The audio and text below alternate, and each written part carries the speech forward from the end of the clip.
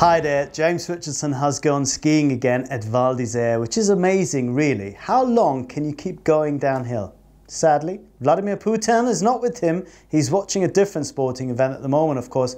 Hold on, that is how you pronounce his name in French, isn't it?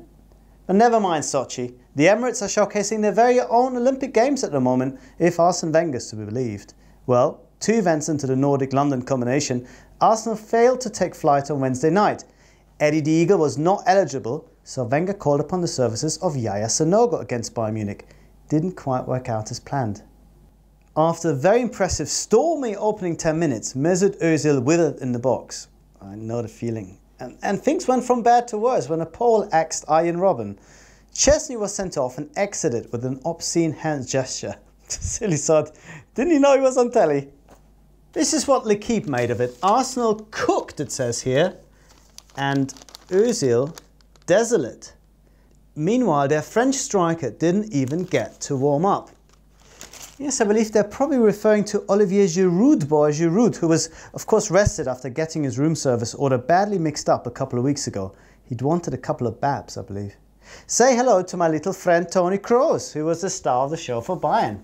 This is how Bild saw it, das ganz große Ding, the big Kroos thing, a dream goal for Bayern and maybe a new contract. Well, he hasn't agreed a new contract at Bayern yet, and David Moyes was of course at the Emirates thinking this guy might look really good out wide on the left for me. See what happens. Meanwhile, Pep Guardiola called this performance grandissimo. Here's a sign of a man spending far too much time in New York coffee shops on a sabbatical. Grande, however, is really the only way to describe PSG's performance against Leverkusen. L'Équipe says it was a walk in springtime, and a 4-0 win at Leverkusen puts them as good as into the quarterfinals.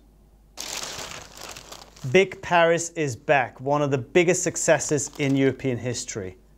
100% secure in terms of statistical terms of going through.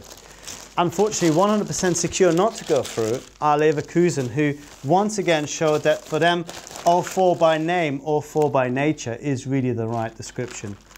Bild says, we don't want these Leverkusen losers. No character, no winning mentality, only apologies. Too many sons-in-laws and not enough Giftzwerge. Giftzwerge are poisoned dwarves, but really refers to players you don't want to play against. Anyway, Leverkusen went down, rolled over, had their pants pulled down and then got thoroughly slatternized. Süddeutsche Zeitung wrote that Leverkusen players were chasing Ibra's passes like eager but stupid dogs chasing sticks.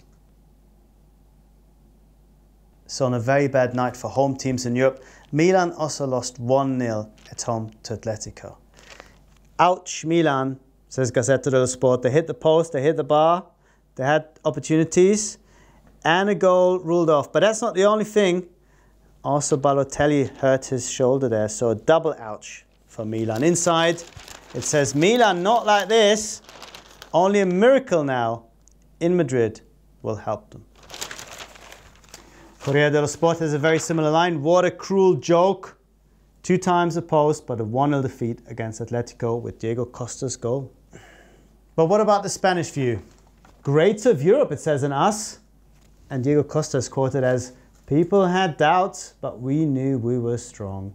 Well, they look pretty good, but not as good as Barcelona, who came back after lots of misgivings about their form, about not being as good as they used to be, with a great 2-0 win at City.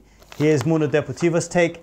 Yes, I think it's Spanish for good or something, but anyway, it says they're almost in the next round with a great triumph, but the real credit goes to Tata Martino, El Triunfo de Triumph. I think he's flying economy class there, but never mind. The manager imposes himself with a great victory and a great performance. In El 9, it says basic instinct. Messi has his usual inspiration back and his passion after some doubts. Well, he certainly looks lovely opening his legs up, doesn't he? But Mundo Deportivo has the best line. This is the way it says, Tata has found a formula that allows the players to exhibit their greatness. Messi, Cesc, Iniesta and Xavi show Manchester that the little ones can be very big. Well, talking of tiny packages, James Richardson will be back next week. But for me, Raphael Honigstein, that's it for today. Ciao.